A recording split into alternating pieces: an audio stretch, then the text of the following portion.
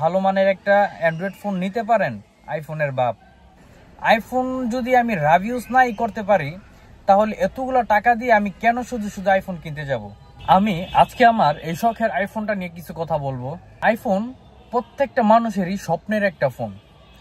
অনেকে চাইলেই এই ফোন কিনতে পারে না, আবার অনেকেই না চাইতেই সেই ফোন কিনতে পারে, সেই ফোন পায়। কারণ কি, যে না চাইতেই পায় তার বাবার অটল সম্পদ আছে, সে চাইলে একটা ফোন নিতে পারে, কারণ তার বাবার টাকার অভাব নাই।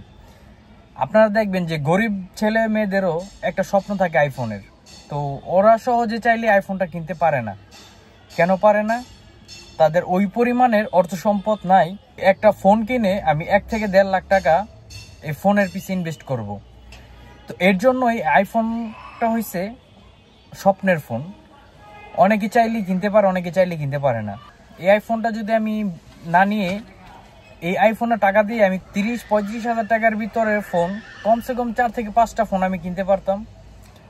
আপনি একটা অ্যান্ড্রয়েড ফোন যেইভাবে ইউজ করতে পারবেন, রাভ ইউজ করতে পারবেন, আপনি আইফোনটা ঠিক সেভাবে রাভ ইউজ আপনি করতে পারবেন না। এখন এই কথাটা আমি কেন বলতেছি, আপনারা খুব ভালো করে জানেন, যারা আইফোন ইউজ করেন তারা খুব ভালো করেই জানেন যে কেন আমি এই কথাটা বলতেছি। এই কথাটা বলার পিছে অনেক কারণ আছে। আপনারা জানেন যে আইফোনে ব্যাটারি হেলথ দেখা যায় আইফোন 15 থেকে শুরু হয়েছে, যে আপনি ফোনটা নেওয়ার পরে কতবার চার্জ দিছেন সেই জিনিসটা কাউন্ট হয়, দেখা যায়। তো আপনি যদি সে কয়বার চার্জ দিছেন এটা মানুষে জানতে পারলো।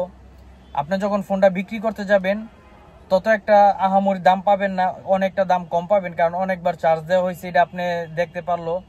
ব্যাটারি হেলথ 100% থেকে 80% নামে গেল, বা 90% বা 95% হয়ে গেল, তখন আপনার আইফোনের ভ্যালু কমে যায়। আইফোনের ব্যাটারির উপরে ডিপেন্ড করে তার আইফোনের ভ্যালু। তো এই জন্য সবাই রিভিউজ করতে পারেন আইফোন। আইফোন যদি আমি রিভিউজ নাই করতে পারি, তাহলে এতগুলো টাকা দিয়ে আমি কেন শুধু শুধু আইফোন কিনতে যাব?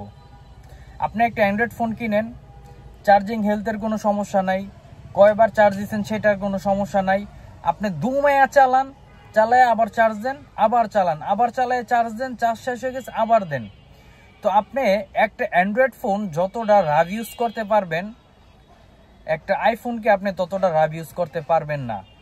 তাহলে আমার প্রশ্ন হলো যে আমি কেন এত টাকা দিয়ে আইফোন কিনব? আইফোন হইছে শৌখিন একটা জিনিস, একটা ভাবের একটা জিনিস, যে আমার কাছে একটা আইফোন আছে। কিন্তু আমি যেটা মনে করি, আমি আজকে আমারও একটা সময় স্বপ্নের ফোন ছিল বলতে আমার এতটা স্বপ্ন ছিল না যে আমি একটা আইফোন কিনবো, কিন্তু তারপরও হ্যাঁ, একটা আইফোন যদি নিতে পারতাম। তো আলহামদুলিল্লাহ আমি আইফোন নিছি। নেওয়ার পরে এখন আমার কাছে আইফোন ভালো লাগে না। এখন আমার কাছে মনে হচ্ছে যে অ্যান্ড্রয়েডই বেস্ট। অ্যান্ড্রয়েড বেস্ট কেন? আপনি যদি ভালো দাম দিয়ে ভালো মানের একটা অ্যান্ড্রয়েড ফোন নিতে পারেন, আইফোনের বাপ। আপনি যেমন গেম খেললে মজা পাবেন, তেমন ভিডিও করে মজা পাবেন, তেমন এডিটিং করে মজা পাবেন। তো সব মিলিয়ে আমার মনে হইতাছে যে আইফোনের থেকে বেস্ট অ্যান্ড্রয়েড ফোন।